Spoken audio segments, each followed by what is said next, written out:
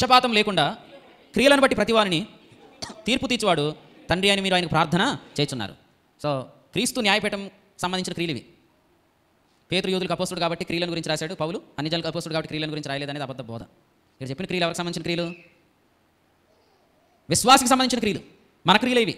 ప్రకటన 22 ఇదిగో నేను త్వరగా వచ్చున్నాను వాని క్రియ చొప్పున ప్రతివానికి ఇచ్చిన సిద్ధపరిచిన జీతం నాయొద్దున్నదని క్రియలు ఎవరి క్రియలు? విశ్వాస క్రియలే. అంటే అక్కడ జీతం అంటే ఎక్కడ జరిగేది? అది క్రీస్తు న్యాయపీఠం దగ్గర జరిగేది ఆ తీర్పు. భూమి మీద కాదు, భూమి మీద జరిగిన క్రియలు క్రీస్తు న్యాయపీఠం దగ్గర తీర్పు. అర్థమైందా? మీరు వాక్యం కొంతమంది పెద్దగా పట్టించుకోవట్లేదు కానీ నాకు తెలుసు, ఎందుకంటే ఈ వచనాలు మీకు పెద్ద ఐడియా లేదు. కానీ పేతురు పత్రిక మీద దుర్బోధ ఎలా ఉంటుంది అనేది ఈ మధ్యలో నేను వింటున్నాను కాబట్టి ఇప్పుడు అవకాశం వచ్చింది చెప్తున్నాను. నేను క్రియలను బట్టి తీర్పు తీర్చువాడు తండ్రి అని అంటే ఇది ఎలా బోధిస్తున్నారంటే కొంతమంది ఇశ్రాయేలీలకు క్రియలను బట్టి తీర్పు ఉంటుంది, అన్యజనులకు క్రియలు కాదు విశ్వాసాన్ని బట్టి ఉంటుంది అని. ఇప్పుడు కొత్త పాట, ఈ కొత్త పాటకి మూలం ఎవరో? వాళ్ళు ఎప్పటి నుంచో పాడుతున్నారు ఈ పాట, కానీ ఇప్పుడు ఆ కొత్త పాట నేర్చుకున్న వాళ్ళు ఉన్నారు. అందుకని చెప్తున్నాను.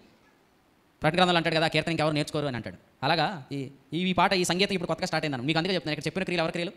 విశ్వాసుల క్రియలు. ఇక్కడ చెప్పిన తీర్పు ఎక్కడ జరిగేది? క్రీస్తు న్యాయపీఠం ఎదుట. క్రీస్తు న్యాయపీఠం ఎదుట ఈ క్రియలు తీర్పు జరిగింది. ఈ క్రియలు అంటే ఏంటంటే క్రీస్తు శ్రమల తర్వాత మహిమలు నువ్వు పొందావా లేదా అనే తీర్పు అనమాట. క్రీస్తు శ్రమల తర్వాత నువ్వు మహిమలు పొందితే, నువ్వు ఆ కృపను పొందితే, నువ్వు ఆ రక్షణను పొందితే, నువ్వు ఆ పరిశుద్ధాత్మను పొందేవలే, ఆ ఆత్మ ద్వారా నిర్వహించబడితే, ఆ దేవదూతల పరిచయం పొందితే నీకు బహుమానం ఉంటుంది. ఈ మహిమలు మనం ఉపయోగించుకోవాలి. ఎందుకు ఉపయోగించుకోవాలంటే ఈ మహిమలు మనం ఉపయోగించుకుంటే మన ద్వారా మహిమగల కార్యాలు జరుగుతాయి. ఇప్పుడు పని అంతా మీరు టాలెంట్తో చేసేయలేరు. ఇప్పుడు పని అంతా ఈ 5 టూల్స్ వాడాల్సిందే. ఈ టూల్స్ లేకుండా ఇప్పుడు పని జరగదు. ఎందుకంటే కడవరి మందిరం కట్టబడేది దేంతో? నా ఆత్మ చేతనే దీన్ని జరిగిస్తానన్నాడు జకర్యా.